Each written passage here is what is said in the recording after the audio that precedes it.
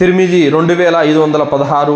ఇబ్నే అబ్బాస్ రదియల్లాహు అన్హు వారితో ప్రవక్త ముహమ్మద్ సల్లల్లాహు అలైహి వసల్లం వారు అన్నారు, ఓ అబ్బాయి, నీవు అల్లాను జాగ్రత్తగా చూసుకో, అల్లా నిన్ను జాగ్రత్తగా చూసుకుంటాడు అని చెప్పారు.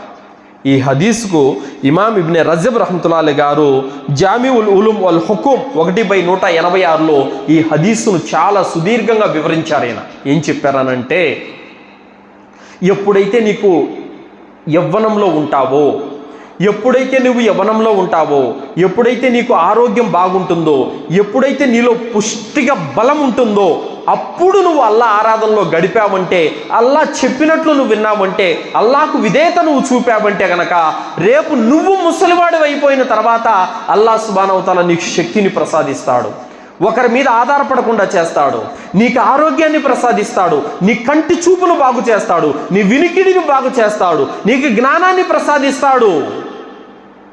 నువ్వు గనక యవ్వనంలో అల్లాను పట్టించుకోలేదనుకో, నువ్వు ముసలుడైన తర్వాత అల్లా నిన్ను పట్టించుకోడు. కాబట్టి నువ్వు యవ్వనంలో ఉన్నప్పుడు అల్లాను పట్టించుకో, అల్లాకు నువ్వు ఏ కార్యాలు నిర్వర్తించాలో ఆ కార్యాలన్నీ నిర్వర్తించు.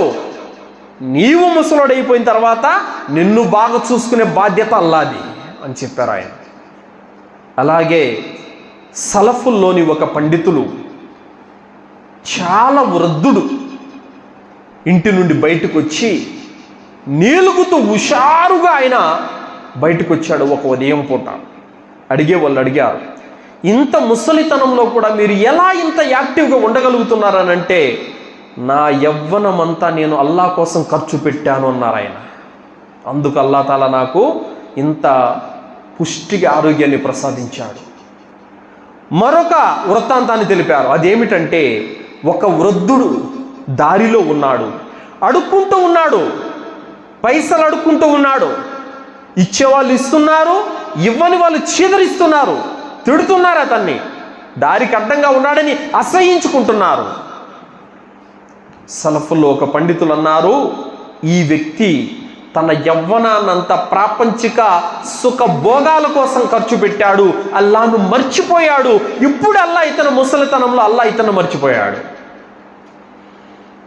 కావున సోదరులారా, యవ్వనం విలువైనది, ఆరోగ్యం ఉన్న స్థితి చాలా విలువైనది. అప్పుడు నమాజుకు రాకుండా, అప్పుడు మజీదుకు రాకుండా, ముసలుడైపోయిన తర్వాత, ఆరోగ్యం కృషించిపోయిన తర్వాత నీకు మజీదు గుర్తొచ్చింది, నమాజు గుర్తొచ్చింది, కానీ అప్పుడు సరిగా చేయలేకపోతున్నా.